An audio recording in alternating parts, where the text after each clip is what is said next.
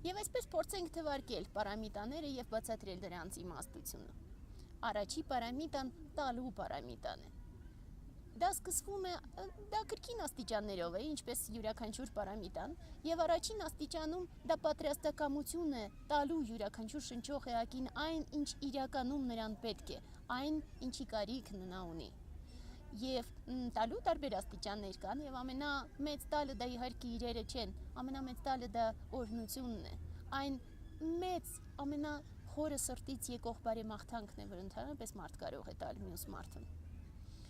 Եվ իհարկե տալու պարամիտան ամենաբարձր աստիճանում արդեն դրսևորվում է ոչ թե ինչ-որ մի բան տալով, այլ պատրաստակամությամբ ցանկացած բանից հրաժարվելու ի նպաստ բոլոր շնչող էակների։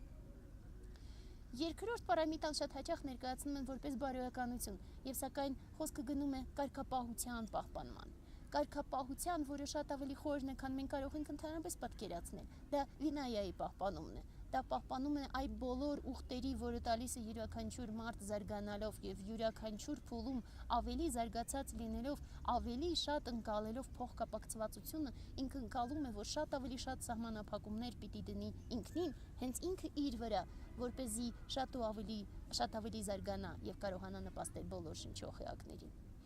Այդ երկրորդ փուլում ուխտերի պահպանումը ի վերջո գալիս է դրան, որ այլևս ուխտերել գոյություն չունեն, որովհետև քո համար ճիշտ վարքը դառնում է իրականում քո կյանքի իմաստ, քո կյանքի ձև, դու այլ ձևով այլևս չես էլ կարող ապրել, եւ այլևս այդ ժամանակ արդեն կատարելության ամենաբարձր աստիճանում ուխտերի կարիքը չի լինում։ Երրորդ պարամիտան դա ջանասիրության պարամիտան է։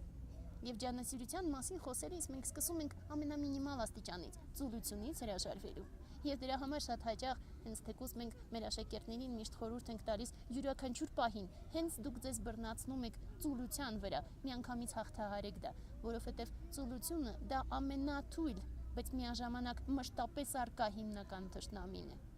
Եվ ջանասիրությունը ուղղված է հենց առաջին հերթին ծուլության հաղթահարման, որից հետո աստիճանաբար զարգացման, որպեսզի յուրաքանչյուր քայլափոխին դու դիտարկես հենց քո քայլը, այստեղ եւ այժմ գոյություն ունեցողը, այստեղ եւ այժմ կատարվողը, որովհետեւ մեծ իմաստով ոչինչ գոյություն չունի, բացի հենց այս ակնթարթից։ Եվ շատ կարևոր է, թե ինչքանով դու ամբողջական կապրես այս ակնթարթը եւ ողջ ջանասիրությամբ յուրաքանչյուր ակնթարթում կձգտես հոգեվոր կատարելությանը։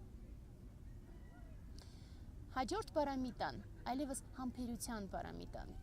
Եվ եթե ամենասկզբի փուլերում խոսքը գնում է համբերելու բոլոր շնչող էակների սխալները, որովհետև մենք սկսում ենք հասկանալ առաջին իսկ քայլերից, որ յուրաքանչյուր սխալը դրանից չէ, որ մենք ուզում ենք սխալ գործել, այլ մեր տգիտությունից է, մեր բոլորից, նաև հենց մեր, նաև հենց դրա այն մարդու, որը որ պետք է առաջնորդվի համբերության պարամիտայով։ Երկրորդ փուլում համբերությունը պետք է վերաբերվի նաև հենց ինքն իրեն, երբ նա հասկանում է, որ չստացվել է, անհաջողությունները, որ ինքը ունենում է, անգամ անկումները, անգամ լուրջ անկումները, որ մարդը ապրում է, այնուամենայնիվ նորից ու նորից բերում է համբերության պարամիտային, երբ ջանասիրությամբ զինված նա հասկանում է, որ պետք է համբերի եւ անկախ անգամ ամենածանր փորձությունների գնա դեպի կատարելություն, առաջնորդվի համբերությամբ յուրաքանչյուր քայլափոխի։ Եվ հինգերորդ պարամիտան, որը որ որոշակի ձևով ամփոփում է ինքնին մեթոդը, այսինքն կարեկցանքի դրսևորումը ի նպաստ բոլոր շնչող էակների, դա մեդիտացիայի պարամիտան է, այսինքն հասնել ամենաբարձր ունակությունների, հասնել այն վիճակի, երբ սամադհին այլևս քո սրտում է, երբ կենտրոնացումը դա քո կյանքի ձևն է, երբ գիտակցվածությունը դա ոչ միայն ինչ-որ մի գաղափար է, որ դու փորձում ես պարբերաբար պահպանել, այլ քո դրսևորումն է կյանքում, երբ դու իրականում սկսում ես գալ, որ գիտակցվածությունը դու չես կորցնում ոչ մի ակնթարթում, եւ քո կենտրոնացումը տրվում է քեզ շատ հեշտ, ու դրանից հետո քո մեջ դրսևորվում է անդոր, եւ անդորի դրսևորումից հետո հնարավոր է դառնում ամենաբարձր պարամիտան, 6-րդ պարամիտան, իմաստության պարամիտան։ Եվ հենց իմաստության պարամիտան կամ պրաջնյա պարամիտան կազմում է Բուդդայի էությունը, Բուդդայի սիրտը, Բուդդա Հրիդայը։